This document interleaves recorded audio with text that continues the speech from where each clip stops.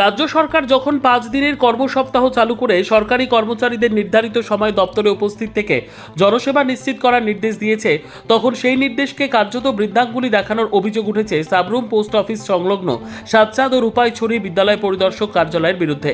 স্থানীয় সূত্র ও দপ্তরের অভ্যন্তরীণ একাধিক অভিযোগ উঠে এসেছে। বহু কর্মচারী ও আধিকারিক নিজেদের সুবিধা মতো অফিসে আসা যাওয়া করছেন, ফলে ব্যাহত হচ্ছে সাধারণ মানুষের কাজকর্ম। অভিযোগ, সাতচাঁদ বিদ্যালয় পরিদর্শক ইরঞ্জয় রিয়াংকে মাসের অধিকাংশ দিনই দপ্তরে পাওয়া যায় না। অফিস সূত্রের দাবি, বিভিন্ন মিটিং, পরিদর্শন ও প্রশাসনিক কাজের কারণ দেখিয়ে দীর্ঘ সময় দপ্তরের বাইরে থাকার প্রবণতা নিয়ে কর্মচারীদের মধ্যেও অসন্তোষ রয়েছে। যদিও এই অভিযোগের বিষয়ে সংশ্লিষ্ট আধিকারিকের বক্তব্য জানা যায়নি। এদিকে মহকুমার সাংবাদিকরা বিষয়টি নিয়ে সাতচাঁদের ডেপুটি বিদ্যালয় পরিদর্শক ড্যানিয়েল রিয়াংয়ের প্রতিক্রিয়া জানতে চাইলে তিনি অভিযোগ অস্বীকার করার চেষ্টা করেন বলে প্রত্যক্ষদর্শীদের দাবি। অন্যদিকে একই দপ্তরের কর্মচারী মানিক চক্রবর্তী ক্যামেরার সামনে স্বীকার করেন যে কয়েকজন কর্মচারী নিয়মিতভাবে নির্ধারিত সময়ের আগে অফিস ত্যাগ করেন। রূপাইছড়ি বিদ্যালয় পরিদর্শক কার্যালয় নিয়েও উঠছে একাধিক গুরুতর অভিযোগ অনুযায়ী ক্যাশ সেকশনের এক কর্মচারী নিয়মিত নির্ধারিত সময়ের আগেই অফিস কক্ষ বন্ধ করে চলে যান। আবার দীর্ঘদিন অনুপস্থিত থাকা এক কর্মচারীর উপস্থিতি সংক্রান্ত নথিতেও অসঙ্গতি ধরা পড়েছে বলেও দাবি করা হচ্ছে। আরও অভিযোগ, দক্ষিণ জেলার জেলা বিদ্যালয় পরিদর্শক কার্যালয়ে যাওয়ার কথা বলে কয়েকজন কর্মচারী দপ্তর ত্যাগ করলেও বাস্তবে তাদের সেখানে উপস্থিতির কোনো তথ্য মেলেনি।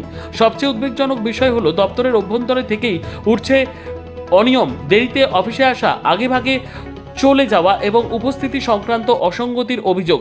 এমনকি রূপাইছড়ির ডেপুটি বিদ্যালয় পরিদর্শক নন্দলাল দাসও কয়েকজন কর্মচারীর অনিয়মিত উপস্থিতির কথা স্বীকার করেছেন বলে দাবি করা হয়েছে। প্রশ্ন উঠছে, শিক্ষা প্রশাসনের মতো গুরুত্বপূর্ণ দপ্তরে যদি এই ধরনের অনিয়ম চলতেই থাকে, তাহলে সাধারণ মানুষ ও বিদ্যালয়গুলোর স্বার্থ কতটা সুরক্ষিত থাকবে?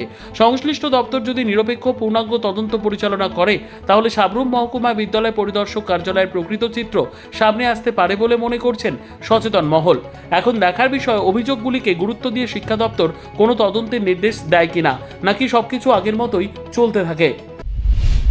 এখন আমরা তিনজন আছি, আর বাকি স্টাফ নাই। এখন তো দেখতেছি নাই, তারা তো গেছে। একজন তো অফিসিয়াল মিটিংয়ে গেছে, একজন লিভ নিছে, দুজন। তো বাকি আরো তো 11 জন স্টাফ। 11 জন স্টাফের মধ্যে তাহলে আপনারা 3 জন স্টাফে আছেন এখন আমরা তিনজন আছি, বাকি স্টাফ নাই। এখন দেখতেছি নাই। এখন কয়টা বাজে? সরকার একটা নির্দেশ জারি করছে, এটা তো আপনারা জানেন। না, এটা ঠিক আছে। সকাল কয়টা থেকে আপনাদের ডিউটি? 9টা থেকে বিকাল কয়টা অবধি? 6টা অবধি। এখন 6টা বাজে না, 6টা বাজে না, 4টার সময় সব স্টাফ গেছে গা। 20 মিনিট আগে আছে। কি করবেন এই বিষয় নিয়ে আপনি তো ডেপুটি আইএস? এমন তো হয় না আজকাল। তারা আমাদের কাছে অভিযোগ আছে, প্রায় সময় এমন হতেছে। এমনকি আগে যে সময় যে টাইমটাতে 4টে অফিস বন্ধের টাইম ছিল, এই 5টা বা 4টে অফিস বন্ধের টাইম ছিল, ওই সময়টাতেও সেম আসছিল, অ্যাডভান্স যেত না, যেটা আমরা আজকেও দেখতে হয়েছে। কী করবেন এই বিষয়ে?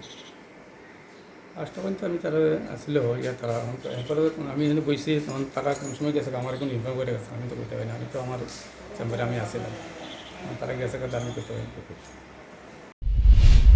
নিজস্ব প্রতিনিধির রিপোর্ট, দুরন্ত টিভি।